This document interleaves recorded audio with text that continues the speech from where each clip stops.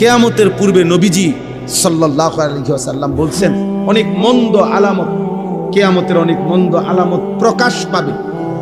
যেমন মদ পান বেড়ে যাবে, হত্যা খুন বেড়ে যাবে, নাচ গান নর্তকীর বাদ্যযন্ত্র বেড়ে যাবে, মায়ের নাফরমানি বেড়ে যাবে, বাবার অবাধ্যতা বেড়ে যাবে, বন্ধুদের আড্ডা বেড়ে যাবে, রাষ্ট্রীয় সম্পদ নিজের ব্যক্তিগত সম্পদ হিসাবে বক্ষণ করে ফেলবে, যাকাতকে জরিমানা মনে করবে, আমানতকে নিজের মনে করে খাইয়া ফেলবে। এরকম অনেক আলামত আছে। তো মনে করেন এই 10টা আলামত এগুলা মন্দ আলামত কিনা?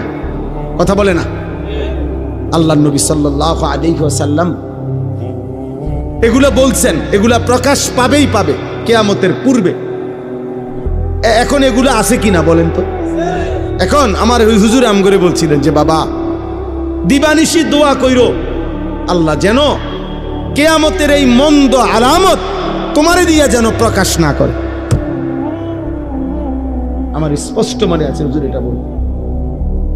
মনে করেন এটা কিয়ামতের আলামত যে কিয়ামতের পূর্বে মায়ের নাফরমানি সন্তান বেশি করবে, তো আল্লাহর কাছে চাইতে হবে মাওলা ওই সন্তান আমারে বানায়েন না যে সন্তান তার মার নাফরমানি।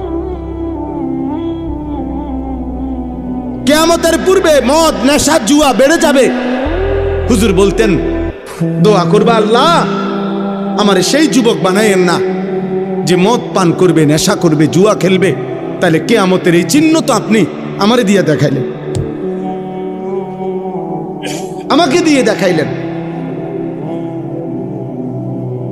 এই জন্য দোস্ত তোমরাও এটা ভাইবো, তোমাদের যাদের দ্বারা অশ্লীলতা, বেহায়াপনা, অসভ্যতা, নোংরামি, হারাম, জিনা, ব্যভিচার, মদ, জুয়া, নারী অশ্লীলতা ছড়িয়ে পড়ছে এই মুমিনের সমাজে, মুসলমানের সমাজে, হায় বদনসিব তোরে দিয়ে আল্লাহ কিয়ামতের চিহ্ন দেখাচ্ছে।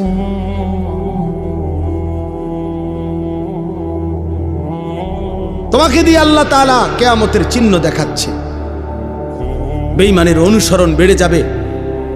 আজকে তোমাদের যাদের চুল কাফের মুশরিক বেঈমানদের মতো এই বিশ্রী বিকট, হায় দুর্ভাগা, তোমারে দিয়েই তো আল্লাহ কিয়ামতের চিহ্ন দেখাইতেছে। তোমাদের যাদের মা তোমাদেরকে ভয় পায়, বাবা ভয়